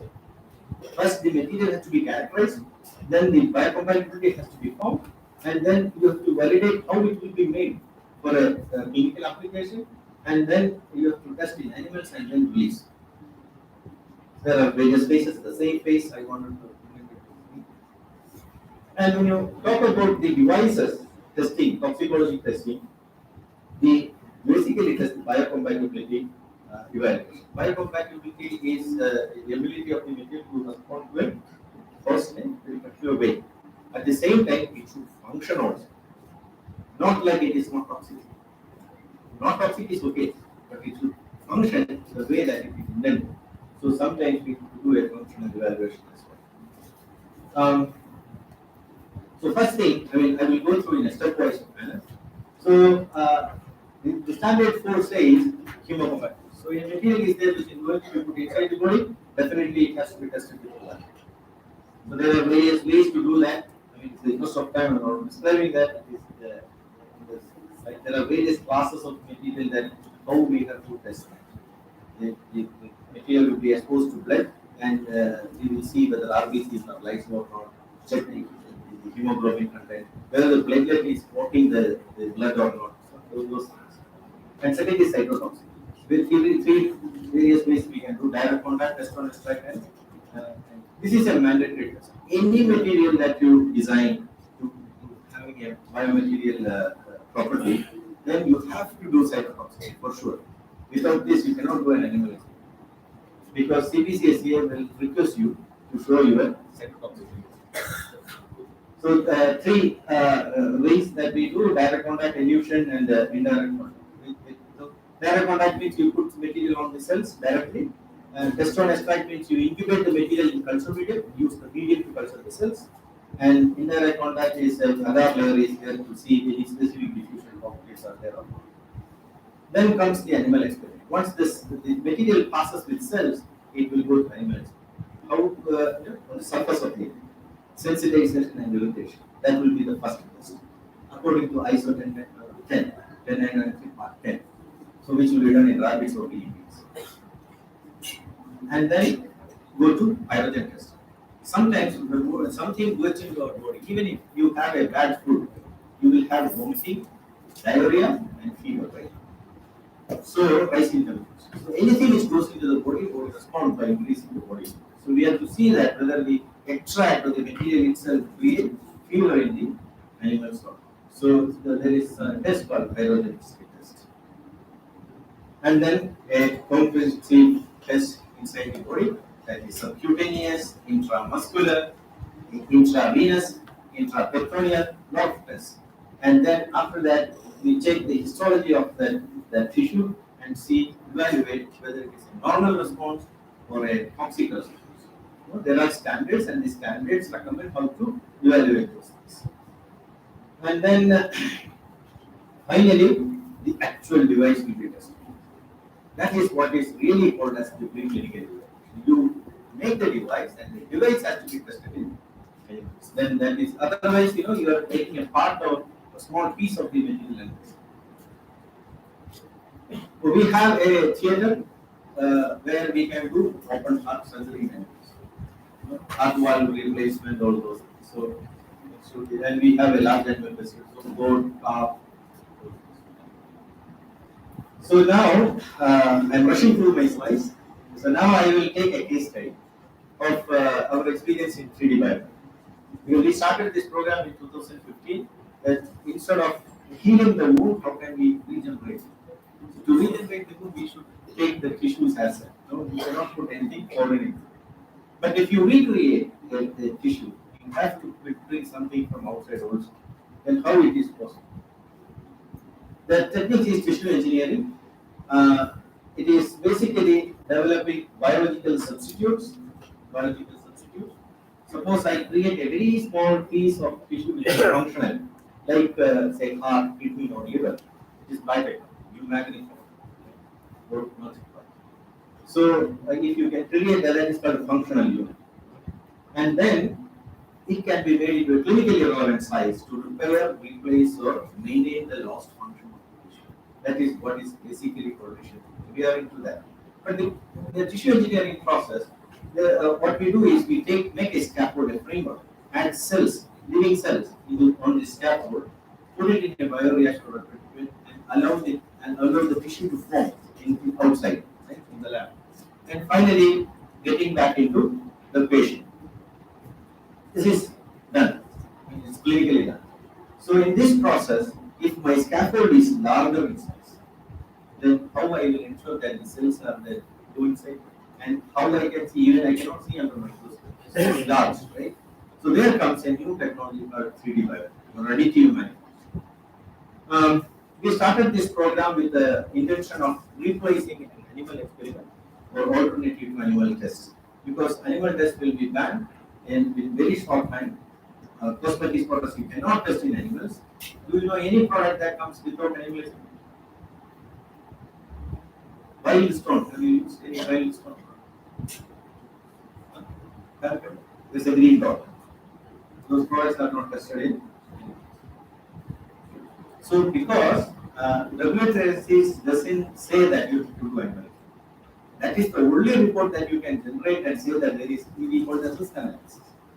All pharmaceuticals will do the tests. And yeah, that's an interesting topic. I'm not going into that. So what we are thinking, if we take an example of a drug will be developed in a span of like 10 to 15 years. The pharmaceutical company will spend around $2.5 billion US. They might have used 3,000, 5,000 mice and rats.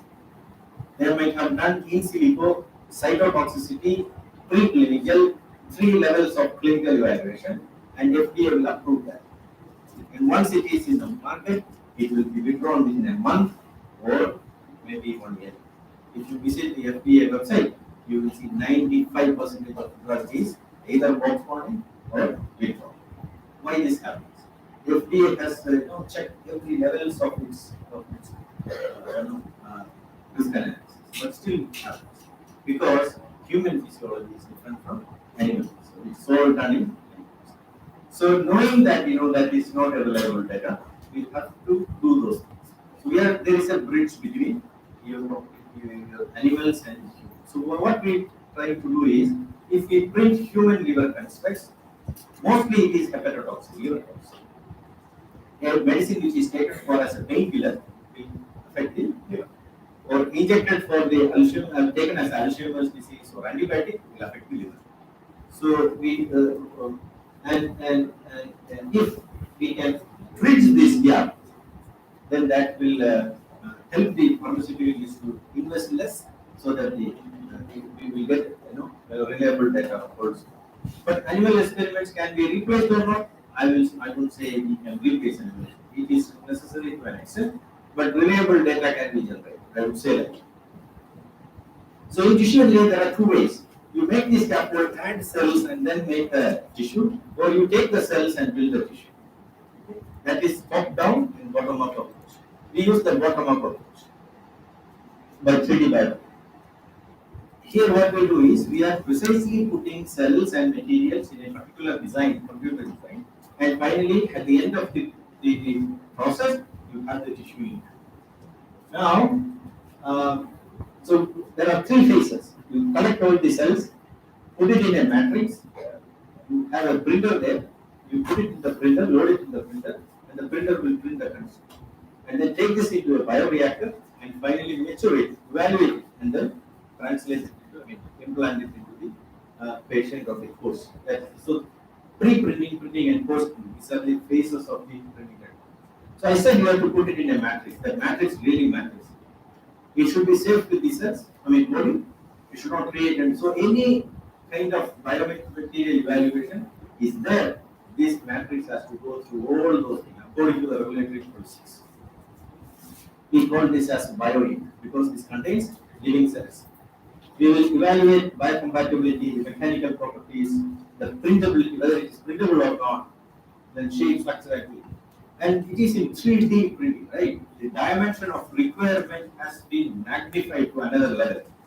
If you use one T25 petri dishes, for the lab culture, the 3D printing will not be sufficient for it. You might have like 60, 50 plates separately for, because you are printing in 3 dimensions, not 1 dimension. So the number of cells is. There are various types of printing technologies, extrusion, laser forward and induced forward transfer, then inkjet bioprinting. Each technology has its own merits and demerits. I am talking about the extrusion printing and inkjet printing. This is the lab we have now. It's a very small lab. Now we are moving to a new facility where we started this work. And the 3 videos that you see is, one is extrusion printing. That means it extrudes the bioink and it builds the construct. The second one is inkjet. So that means very low viscous bioink can be printed, like cell suspension. The third one is melt extrusion. It will melt the polymer and then it will print. So, so this is the CAD design which we have printed, one with a hydrogel and another with a polymer. So one melt extrusion and the normal hydrogel. Now the middle one can have cells in it. If it is cartilage, it will mature into a cartilage in a bioreactor. Now we started this bio ink stretch program by taking gelatin and modify it for making as a bio. We matriculated it and it will be like flakes like you see here, and then when it is soluble in water, that means in medium. So in culture medium we dissolve it and then add the cells. And when you shine with UV, immediately it oscillates. So you mix the cell suspension, load it into the printer and print it, and then we shine with UV, it stabilizes. Then it is not soluble. So we have characterized with the NMR, rheological parameters, morphology is porous because nutrients has to come and go, porous, degradation studies. So these are all physicochemical characteristics. You have to take one by one. How strong it is, how it is dissolving inside the body, whether any toxic substance is coming out, whether it is porous or not, how it crossing. This is photodynamics, mechanical strength. But you check whether it is capable of withstanding the strength, and then whether it is printable or not. I think I will take 2 minutes, 3 minutes. So it's printable or not. So we have to see that when you print, it is strong enough to maintain the structure, whether it keeps the angle, the curve, and all. Sometimes we will not have any method to. When we started this, it is cells suspended and then printed in 3 lines. So how do you see under microscope? If I want to check viability, it is difficult. Cells are distributed, and I will see few cells here and there when I focus my microscope. So we devise a tool so that all cells are there in one plane and 2 hydrogel sandwiches. So that at least we are evaluating not the distribution of cell, we are evaluating how the cell behaves in a gel. That is what I mean. This is the process. We have a design, we load the ink in the printer, and then after printing, we crossing it, and finally it looks like a small functional tissue. And we see it over days in culture media whether it dissolves out or matures into tissue and all. And then by checking the weight loss. Then we go for various standards which evaluate the other properties we have implanted in rabbits. So far, we could see that I'm not trying that not published. So blood vessels coming in and out without any toxic response or immune response. So this is cytotoxicity. It is not toxic. So we, for cytotoxicity, we will give negative control and positive control, and we put out material there and compare whether it is close to negative or positive. Test on extract whether something is coming out of the material or in that construct. That also we will check, and we see that there is nothing coming in any of the concentrations of the extract. Proliferation of cells, whether the cells are proliferating inside the printed construct. We see that over days the cells are multiplying. And hemocompatibility, which is intended to put inside the body, whether it is hemocompatible or not. Yes, it is hemocompatible. See, up to 2% we can use it. It's 0.05 hemolysis. And then it is proposed as a liver construct. So we have to check what are the functions of the liver, whether the small construct can perform. Whatever we go and check in our diagnostic center as do my liver function test, we have to get it from one particular petition, right? Then only I can call it as a liver construct. So all those parameters, we have identified the parameters, and we will do that. Urea, synthesized only by liver, we check. The albumin, nowhere else in the body. So we check all those things, cytochrome P450, which convert the drug into excretable form. All those things we will analyze in this construct. I think this should be okay. Yeah, no. Sorry. Yeah. Oh, these different. Yeah, this is a printing process. So you see here, this is monolayer.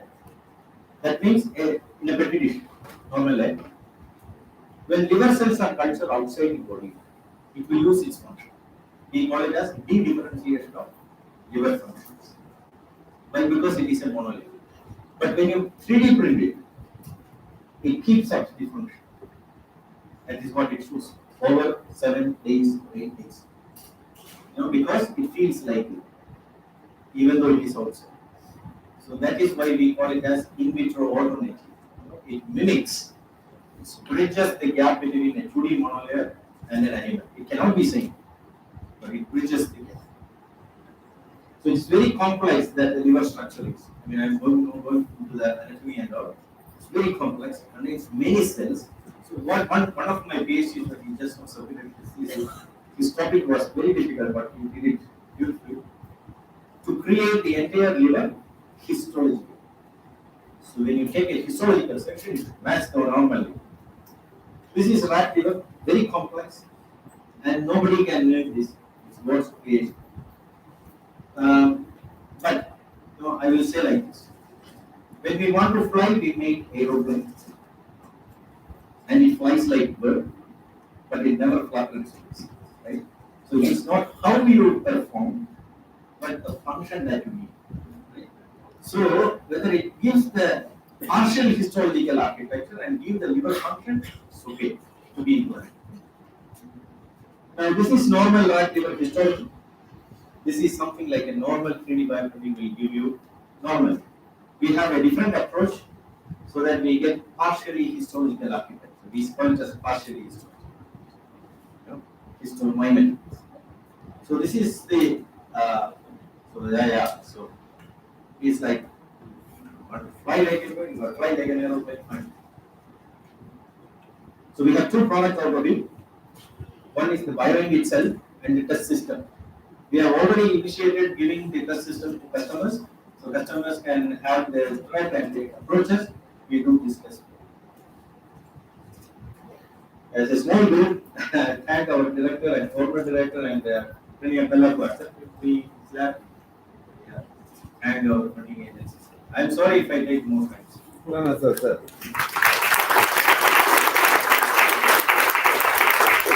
So, for all audience to participants, sir missed the flight yesterday or delayed flight. Yesterday night entirely was spent time in Bombay airport. Early morning he came for all of you. So give him a big clap. And You can see him. Do you think that he is what do you call fresh or is sleepy mode? This is what the learning tool for you people, right?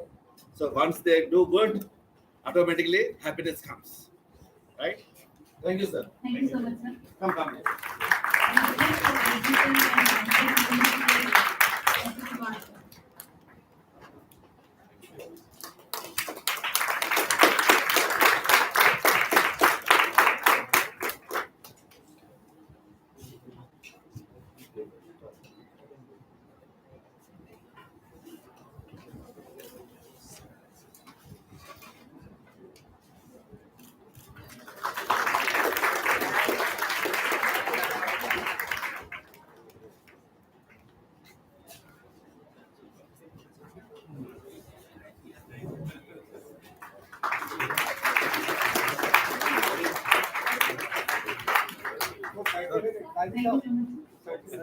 You can give me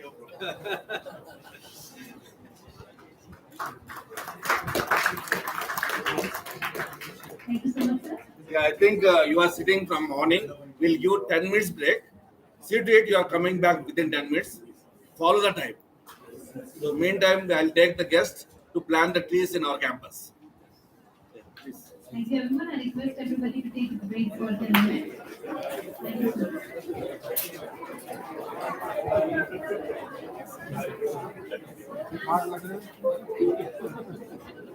Be careful. That's a very jump off the ring. Back. लेना है? नहीं करनी दो ना.